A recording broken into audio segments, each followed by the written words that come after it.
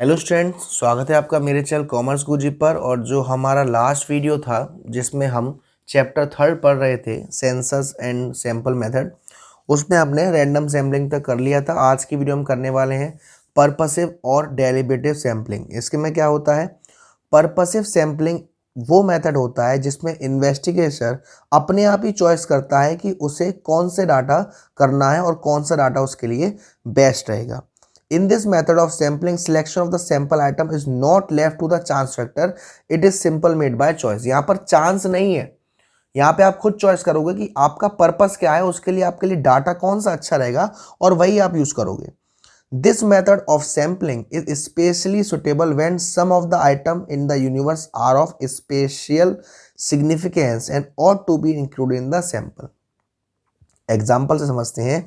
If an investigation is to be made relating to the iron and steel industry India, then the inclusion of such industry Tata ensures obviously purposive selection. अगर आप investigate करना चाह रहे हैं iron और steel industry in India में, तो आप बेसिकली टाटा या स्टील कंपनी को चूज करोगे, क्योंकि आपका पर्पस क्या है और उस पर्पस के लिए सबसे ज़्यादा बेस्ट क्या है वो आप इसमें देखोगे। मेरिट्स क्या है, this method is flexible to allow the inclusion of those item in the sample which are of special significance. आपको डाटा क्या चाहिए और उस डाटा में सबसे स्पेशल कौन है उसको चूज करोगे।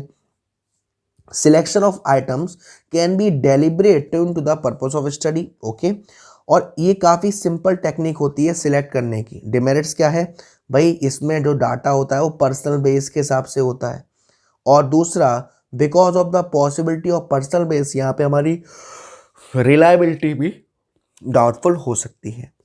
थर्ड आता है हमारा स्ट्रेटिफाइड और मिक्स्ड सैम्पलिंग। इसमें क्या होता है, this method of sampling is generally adopted when population consist of different group with different characteristic.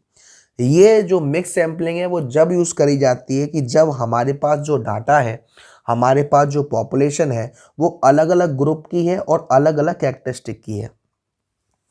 According to this method of sampling, population को अलग अलग स्टेटा में डिफाइन किया जाता है, अलग अलग पार्ट्स में बांटा जाता है। यहाँ पे देखो जैसे क्या रखा है, 50 स्टूडेंट है क्लास 11th में, उसमें से 30 के पास मैथ है, 20 के पास होम साइंस है। अब इसमें अलग अलग दे रखा है ना, ऐसे ही science in their class 10, there's the population कितनी 50 स्टूडेंट, दो आपके पास स्टेटा हुआ यानी दो सैम्पलिंग हो गई, 30 का अलग और 20 का अलग। इसके भी मेरिट्स हमारे क्या हैं, this methods cover diverse characteristic of the population. जो अलग अलग कैरेक्टरिस्टिक्स होती है पॉपुलेशन में, उसको चूज करने में काफ़ी मदद करता है। उसी के बारे में सेकंड मेथड भी रिपीट हो रहा है। This method of sampling offer reliable as well as meaningful result. अब इस डाटा से, इस सैम्पलिंग से हमें एक रिलायबल और एक मीनिंगफुल रिजल्ट मिलता है। डिमेरिट्स क्या है, ये मेथड जब ही सुटेबल है जब आपके पास कंप्लीट नॉलेज हो पॉपुलेशन की, और इसीलिए इसका एक स्कोप है वो लिमिटेड है ना। There is a possibility of based at the time of classification of the population difference. हो सकता है जब आप पॉपुलेशन को अलग अलग करो, अलग अलग मेजर करो, तो आपके से थोड़ी चूज हो सकती है। When the size of population is already small it may be difficult to further divide. जब आपका जो पॉपुलेशन का साइज है वही कम है, तब वहां पर ये काम करने में थोड़ी दिक्कत करेगा। फोर्थ आपकी सैम्पलिंग होती है सिस्टमैटिक सैम्पलिंग। सिस्टमैटिक सैम्पलिंग का मतलब क्या होता है, नाम में सिस्टम लगा हुआ है। जब आप किसी डाटा को अरेंज करते हो पॉपुलेशन को यूनिट्स वाइज या न्यूमेरिकली या ज्योग्राफिकली या अल्फाबेटिकली, उसको हम कहते हैं systematic sampling. Every nth item of the number item is selected as a sample item. किसी को भी choose, for example if 10 out of 100 student are to be selected for a sample, then 100 student would be number and systematically arrange. अगर 100 में से 10 बच्चे select हुए हैं तो वो 10 बच्चे सिक्वेंस वाइज होंगे। Subsequently, every 10th item from the select number will be selected to frame a sample, है ना। जैसे याद ये रखा है, if the first select number is 5th item, अगर पहला सिलेक्ट जो नंबर हमने किया है वो 5th आइटम है, तो दूसरा क्या होगा 15, फिर 25, फिर 35, फिर 45। ये सिक्वेंस चल रहा है। तो ये आपका मेरिट्स में देखी जाए तो मेरिट्स में काफ़ी सिंपल मेथड है और इजीली मालूम पड़ जाता है।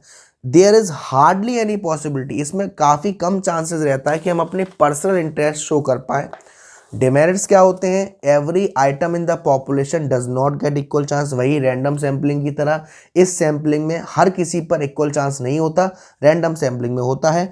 और all the item in the population are homogeneous. ठीक है, फिर आता है कोटा सैम्पलिंग। कोटा सैम्पलिंग में क्या होता है? कोटा सैम्पलिंग वो मेथड होता है जिसमें पॉपुलेशन को अलग अलग ग्रुप्स में, अलग अलग क्लासेस में बांट दिया जाता है।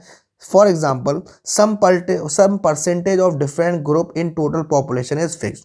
पूरी पॉपुलेशन में कुछ परसेंटेज किस अलग अलग ग्रुप का फिक्स कर दिया जाता है। Further some quota of the items to be selected as sample item is fixed for each group. जितने ग्रुप बांटे हैं अपने पॉपुलेशन में, उसमें जितने भी नंबर फिक्स हैं उसमें से पार्ट लिया जाता है, जिसको हम कहते हैं कोटा सैम्पलिंग। ये आपने देखा होगा जब भी हमारे जो ये आपकी नौकरी वाले जो फॉर्म निकलते हैं वहां पे सबका एक एक कोटा होता है अपना, तो उसी के हिसाब से सैम्पलिंग करी जाती है। इस कोटे में से इतना, इस कोटे में से इतना, इस कोटे में से इतना। लास्ट आता है आपका कन्वीनियंस सैम्पलिंग। इसमें क्या होता है? जो इन्वेस्टिगेटर है उनसे कहा जाता है जो तुम्हें सूट करे, जैसा तुम्हें डाटा अच्छा लगे, जिस डाटा से तुम अच्छा कर पा रहे हो उसको चूज करो। An investigator may select a sample of teacher by referring to the college prospectus. This method is the simplest and least expensive. Reliability क्या है इसकी? सबसे पहला size of the sample. Reliability of sampling depends on the size of the sample. जैसा आपका size है वैसी आपकी रिलायबिलिटी है। अगर if it's size very small तो वो ये हमारा फेल हो जाएगा। मेथड ऑफ सैम्पलिंग क्या है? If the method of sampling is not simple and exhausted it will not adequate represent the, मतलब कि इसमें देख रखा है कि अगर ऐसा होगा तब ये काम करेगा। तो एट लास्ट आपसे पूछा है कि कौन सा मेथड ज़्यादा सही है, दोनों का कंपेयर हुआ है, सेंसस का और सैम्पलिंग का। तो सबसे पहले कवरेज की बात करी जाए तो कवरेज में जो सेंसस टेक्निक है, an investigator collect information related to all the item in the population. जितने भी पॉपुलेशन है सबका डाटा कलेक्ट किया जाता है, लेकिन सैम्पलिंग में ऐसा नहीं किया जाता, कुछ ही आइटम को सिलेक्ट किया जाता है। सुटेबिलिटी का मतलब जब आपकी पॉपुलेशन स्मॉल है तो सेंसस मेथड ज़्यादा काम करेगा, और जब लार्ज है तो सैम्पलिंग मेथड काम करेगा ज़्यादा। एक्यूरेसी, जब आपकी ग्रेटर डिग्री और एक्यूरेसी चाहिए तो सेंसस मेथड, और कम चाहिए तो सैम्पलिंग मेथड।